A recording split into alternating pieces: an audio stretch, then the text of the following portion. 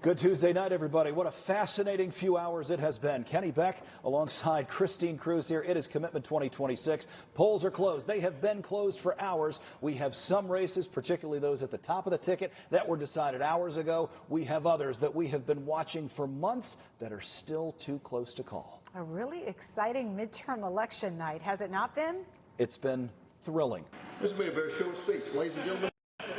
The result, we just won. 2 votes.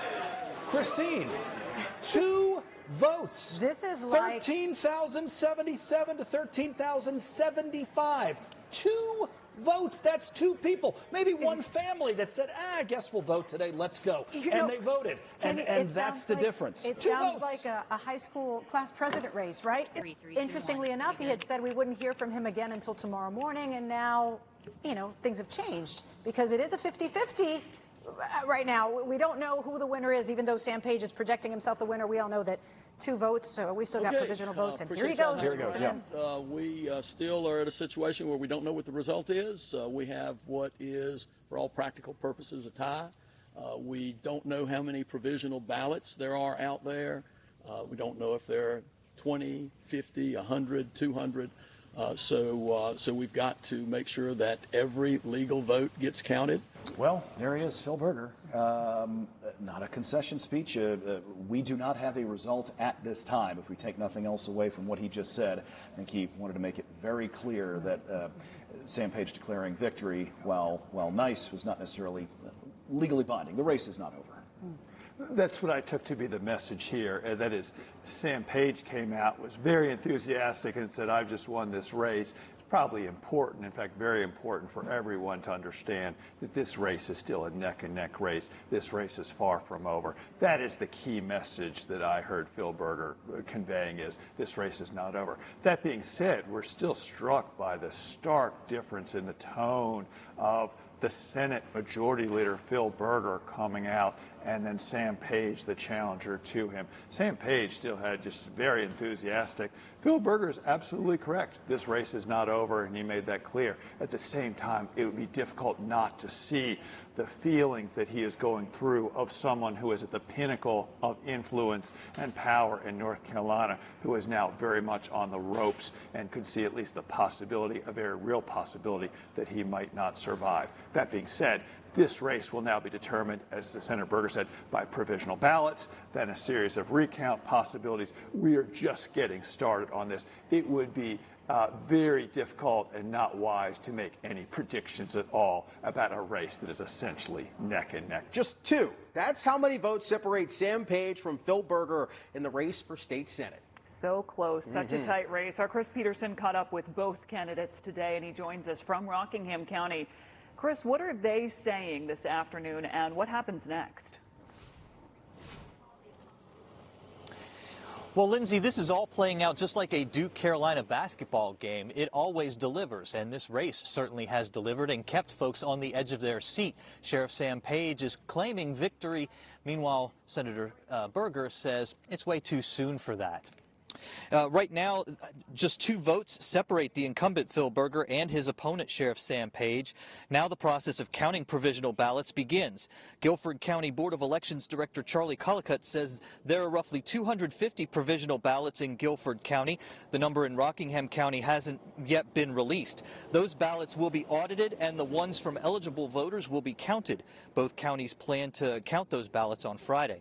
Meanwhile, Senator Berger and Sheriff Page are both confident the outcome will be in their favor. I'm confident. I know in Rockingham County we did extremely well. And I think those provisional votes will go toward us.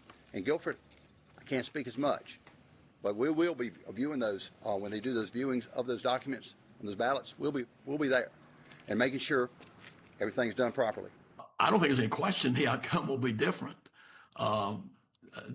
Because if you've got 200 plus in Guilford, and let's say there's half that many in Rockingham, so another 100, you got 300 ballots.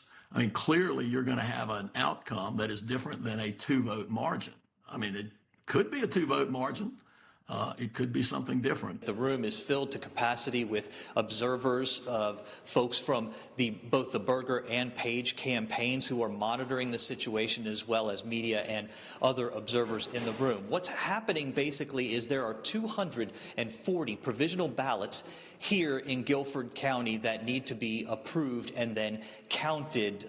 So far, 96 of those 240 have been approved. The counting process has not started yet. They are still continuing to meet there. This same process is happening in Rockingham County, where they have 137 provisional ballots, and not, of course, all of those ballots will be counted. They will go through the same approval and disapproval process. Once all of the ballots have been approved, then they will be counted. Let's get right to what everybody wants to know. And as of right now, after provisional ballots were approved and counted, Rockingham County Sheriff Sam Page has a 25-vote lead over incumbent state senator Phil Berger. This is the room where it happens. In less than an hour, the Rockingham County Board of Elections will hold a preliminary hearing on 3 of the 4 protests filed by Phil Berger in this election.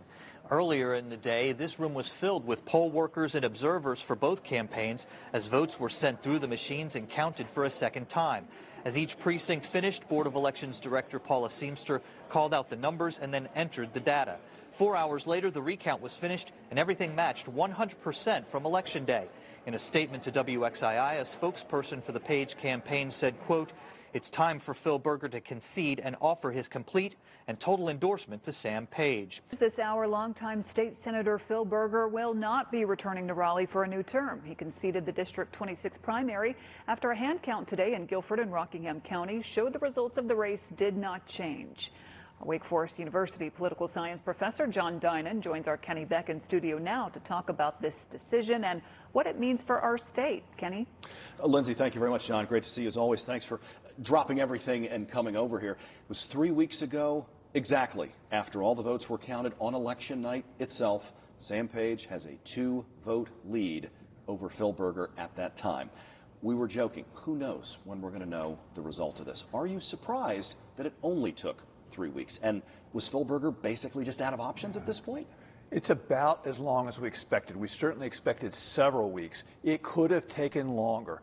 In my one-on-one sit-down interview with Sam Page, he spoke about the surprising concession phone call from Senator Phil Berger and what it took to take down the most powerful political figure in North Carolina. I really wasn't prepared for the call. Sam Page said he was surprised when he saw Phil Berger's name pop up on his phone Wednesday afternoon. He told me that he would be conceding on the race for the Senate District seat 26 for Guilford and Rockingham County. He would be conceding, and also that his protests that his legal team had out there were going to be withdrawn, and he offered me his support. Page said this race has been hard on him and his family. Phil Berger and groups affiliated with the senator spent millions in negative ads. Berger also received an endorsement from President Trump in December, making a tall task even harder. I've seen the signs throughout Rockingham County, David versus Goliath. Do you feel that that's kind of what happened here? I think I believe it has a lot of bearing on this particular race.